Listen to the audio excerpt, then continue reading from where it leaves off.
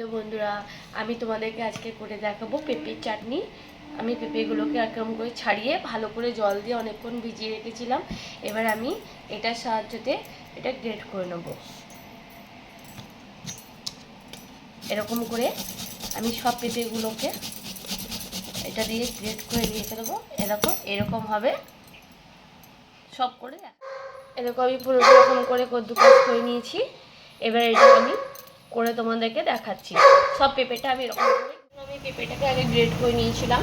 এরকম এটা সিদ্ধ করবো না। আর এখানে নিয়ে নিয়েছি দুটো লেবু, এখানে ফোড়ন নিয়ে নিয়েছি 5 ফোড়ন আর শুকনো লঙ্কা, তেল দিয়ে দিয়েছি কড়াইতে। এটা আমি ফোড়নটা দিয়ে দেবো। ফোড়নটাকে ভালো করে ভেজে নিতে হবে।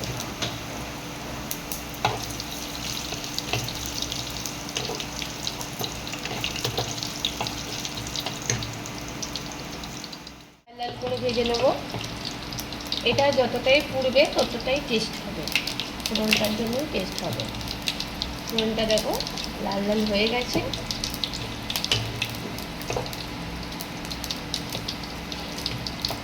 এবার আমি যেখানে এটা কুচিয়ে রেখেছিলাম পেঁপেটা এবার আমি দিয়ে দেবো।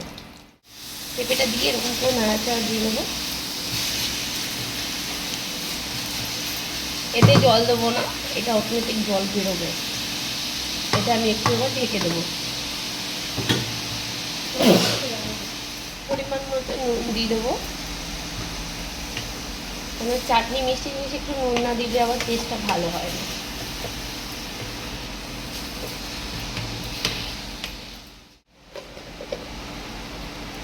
খুব বেশি চিনি দিতে হবে না এটাতে, তাও যতটা মিষ্টি খাবে ততটাই দেবে।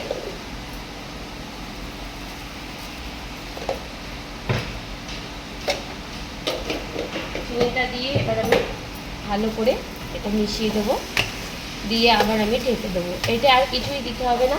এবার জাস্ট নামানোর আগে আমি এই দুটো লেবু নিয়েছি, লেবু দুটো জুসটা বার করে দিয়ে দেবো। চিনি দিয়ে দিলে দেখে দেবো এবার আস্তে আস্তে এটা আরও জল ছাড়বে।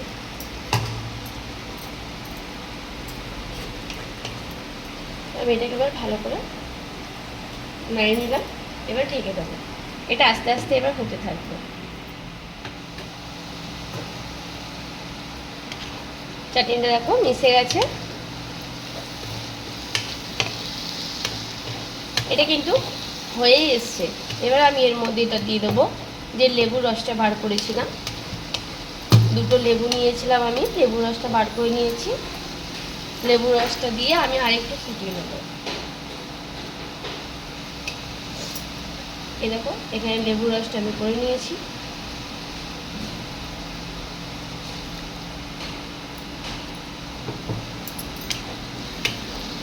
এটাকে ভালো করে মিশিয়ে দেবো, এটা সবটার সাথে মিশে যায়। চাটনিটা কিন্তু আমার রেডি হয়ে গেছে। এটা কিন্তু আর কোনো মশলা কিছুই পড়বে না, এটা এরকমই থাকবে। জাস্ট এবার লেবুটা দিয়ে দিলাম।